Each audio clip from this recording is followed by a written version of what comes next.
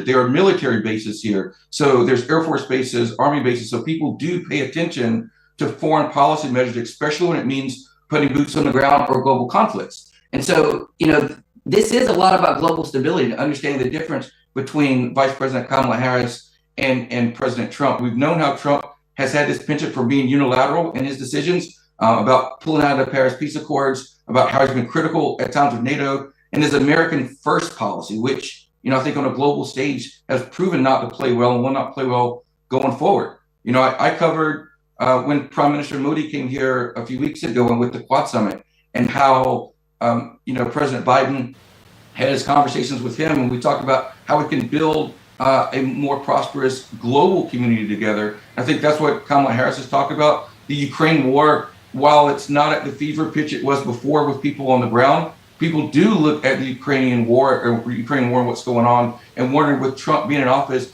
that he will capitulate to Putin completely. And the talk of ending the war is simply because he's going to allow Putin to do whatever he wants in that region. So, this is an electorate that is being more and more educated about what's going on. The disparity, I don't think, could be any wider between Vice President Harris and former President Donald Trump, whether you're looking at foreign issues or you're looking at domestic issues. Stability is a real item, and people's thoughts about how secure they are, whether that's security from foreign wars or whether that's security about housing and the price of groceries. So while this election is close, I think people are very decided about what side they're going to be on when it comes to this. I think the key issue with this is turnout. How many people from what side is actually going to turn out?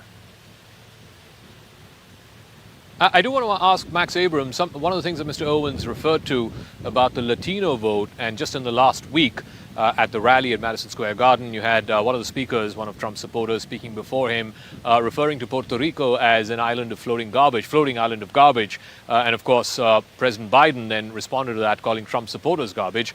Mr. Trump sort of clung on to it very quickly, driving a garbage truck and so on. There's about 500,000 Puerto Rican Americans in Philadelphia alone. Do you think this might be a decisive sort of issue that could tip the scales one way or the other? Yes, it's a very tight election. There are a lot of Latinos, and what that comedian said is extremely insulting and disgraceful. One of Trump's biggest problems over the years is a general lack of discipline. So he says things, and this guy was on the speaker card, and I don't know why. Frankly, I had never heard of him before, but I guess he's quite well known among people maybe a little younger than I am. I do think, though, that there's a difference between a comedian saying something that's atrocious and having the current president essentially repeating the same thing, but to a different demographic. There isn't a parity there.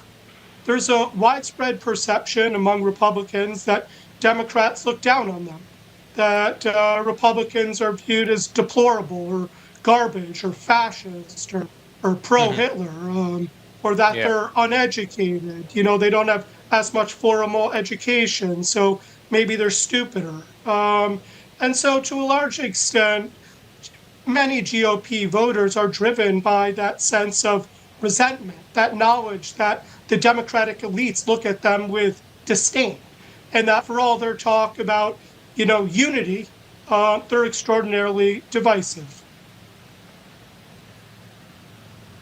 All right, let me get Professor Babonis on the battleground states, because ultimately, whoever's going to win the White House has to win Wisconsin, Michigan, Pennsylvania, and some of the Sun Belt states as well, Georgia, Arizona, Nevada, North Carolina. Biden won 6 out of those 7.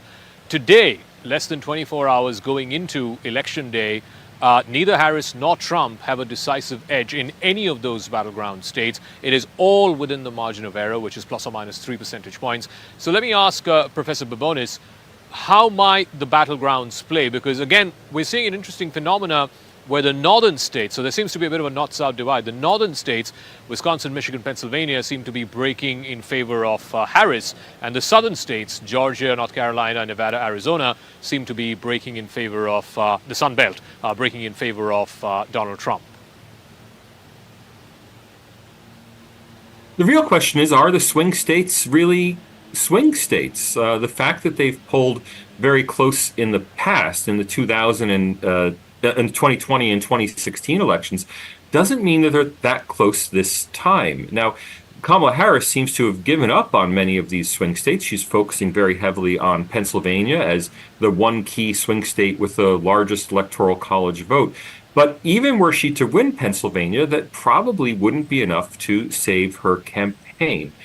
So the swing states, I'm not sure that they're really as swing as they sound. I really suspect that most, or more likely to be frank, all of them, based on current polling numbers, will end up being Trump states in the Electoral College. They'll be close, there's no doubt about that, but in the U.S. system, a 51-49 popular vote in any one state gives